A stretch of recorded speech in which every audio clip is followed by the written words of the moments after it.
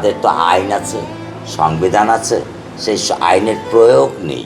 আমি হাসবো, আজ আমাদের মেয়ের হয়েছে, কাল যে আরেকজনের মেয়ের আমি হবে না হাসবো। সেটা কি গ্যারান্টি কারণ রাখো, কেন হাসবো জানেন?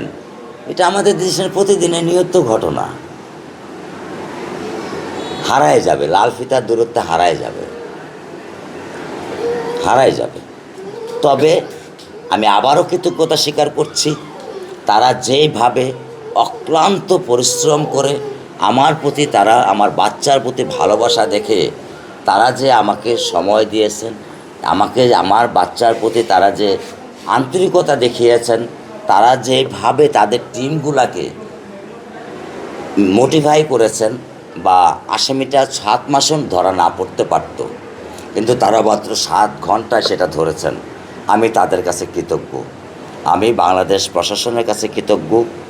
এখন বিচার সেটা আল্লাহ ভালো জানেন, কারণ আমাদের তো আইন আছে, সংবিধান আছে, সেই আইনের প্রয়োগ নেই। কথায় কথায় আইন আমরা করি, কিন্তু আইনের প্রয়োগ আমরা বোধহয় করি না। আইনের প্রয়োগ আমাদের বোধহয় নেই। যদি থাকতো তাহলে আমাদের সমাজ ব্যবস্থাটা বোধহয় একটা চুল পরিমাণ পরিবর্তন হলেও হতো। আপনারা এখানে যারা আছেন, কারো বয়স 30, কারো বয়স 40 বা 45, আপনারা কেউ আমাকে একটা উদাহরণ দিতে পারবেন? পারবেন একটা উদাহরণ দিতে? একটু ছোট করে জানতে চাইবো যে এই যে পাশের ফ্ল্যাটের ওনার সাথে কি এতদিন ধরে মিশেছেন আপনারা, একটু জানতে পারেন? আপনাকে কে বললো আমি মিশেছি? আমি তো ওই দরজায় কোনো দিন পাড়া দিইনি।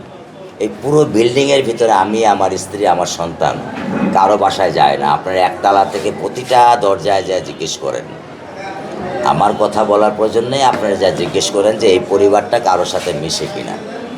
আমরা আমাদের মতো জীবনযাপন করি। কারণ আগে 10 বছর আগেও এটা একটা আবাসিক বাড়ির মতো ছিল।